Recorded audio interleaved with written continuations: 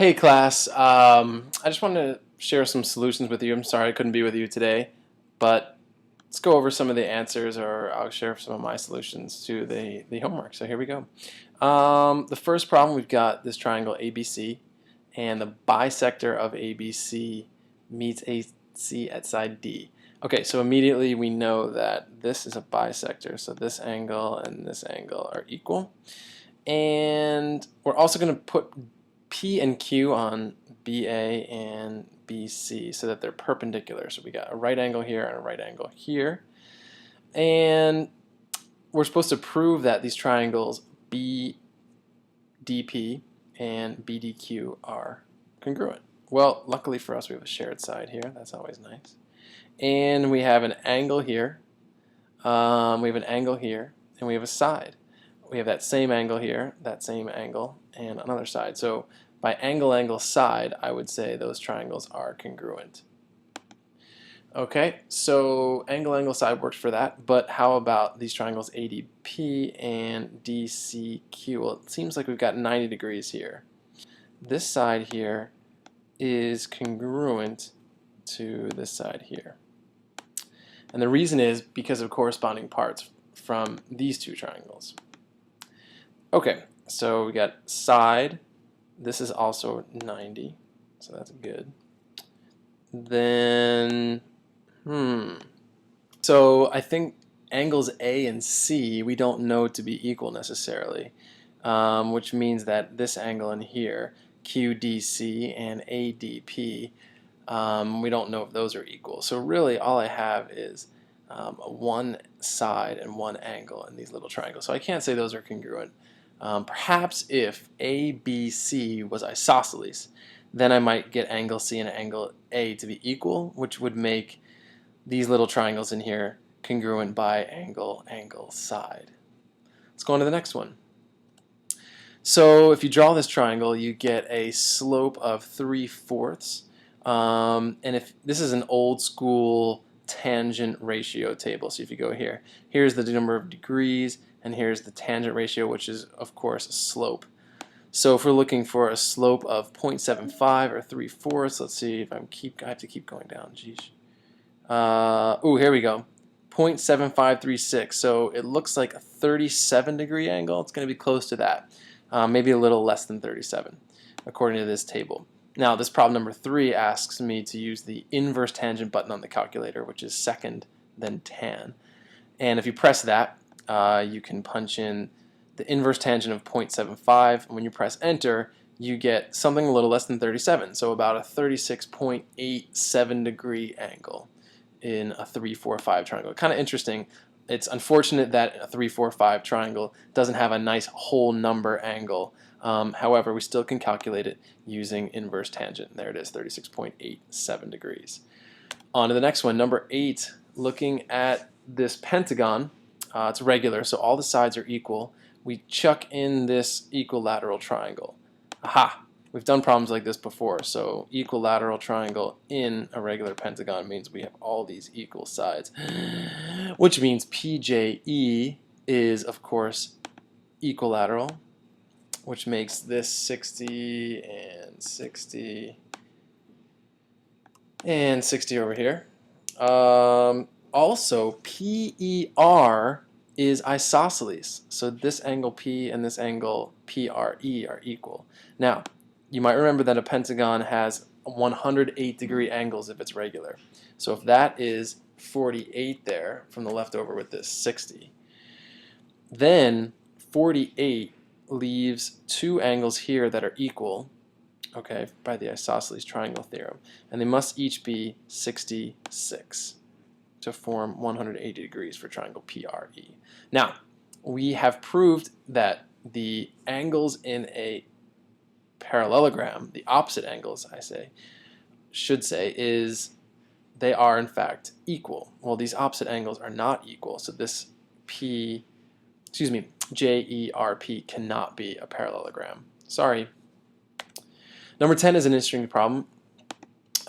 We have this trapezoid, and what I've done is I've labeled this A, B, C, D and put MN as this midline of a trapezoid.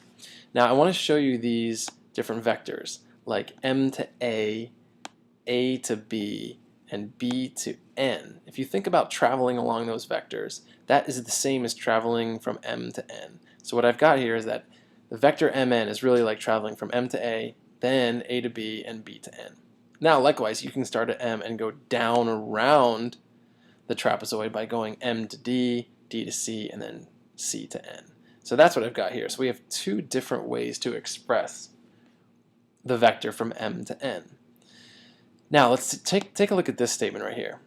MA plus MD is 0. Let's see about that.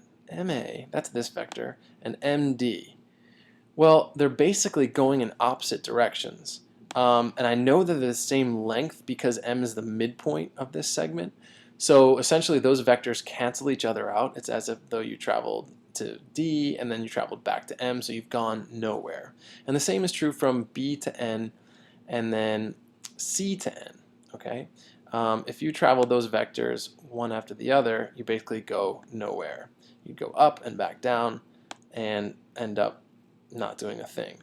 So what's cool is that if you add these two expressions, mn plus mn is 2mn. Well, ma plus md, we just proved, is 0. ab plus dc is here, and bn plus cn is also 0.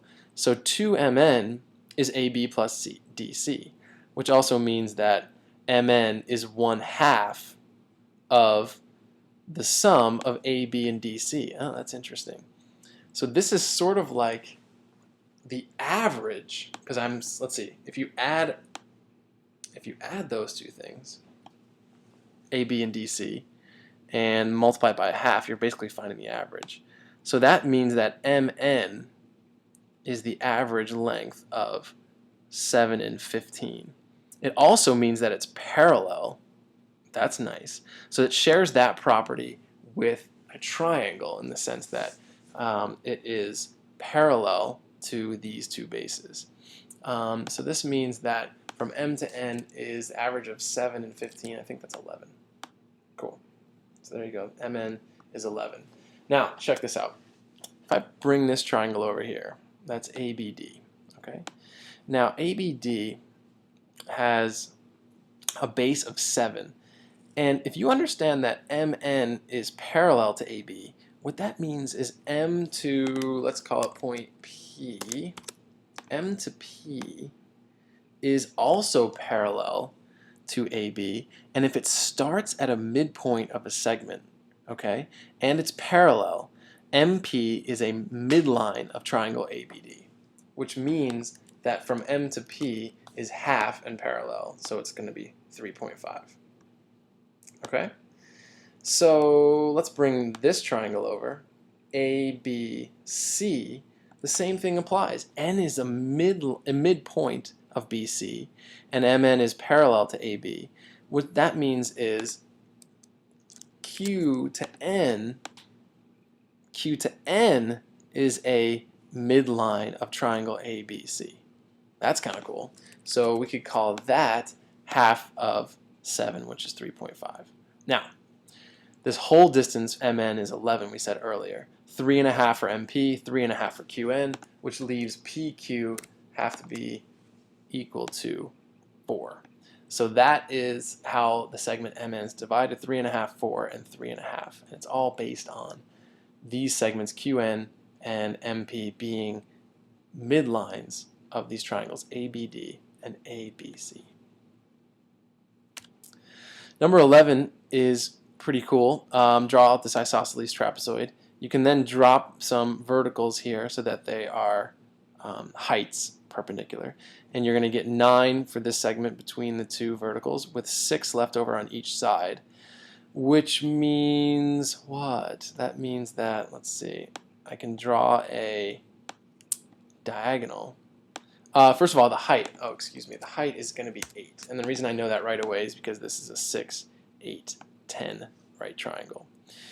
The diagonal, if I draw this over here, gives me an 8, and then the distance from this point here over to here is 15.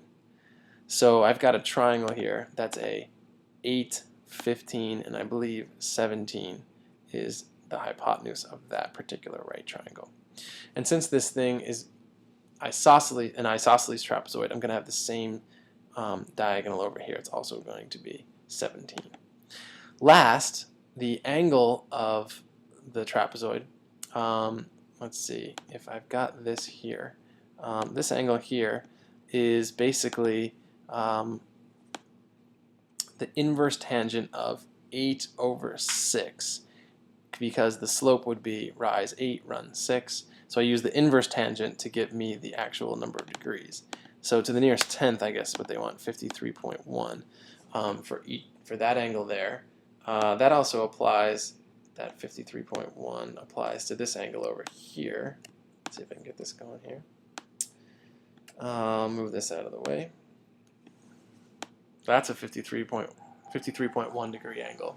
And interestingly, if these are parallel here, then we know that these angles, the green and the blue, have to be supplementary, okay? Because if this line and this line are parallel, then adjacent angles on the same transversal, okay, excuse me, angles on the same transversal that are both interior to these parallel lines have to be supplementary. So if I subtract 180 minus 53.1, something 0.9 takes me to 2, so then 8 takes me to 60, and I guess then 120 will fill it out. So 128.9 degrees for the other two.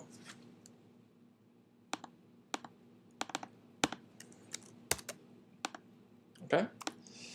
All right, and then let's do one more. Here we go.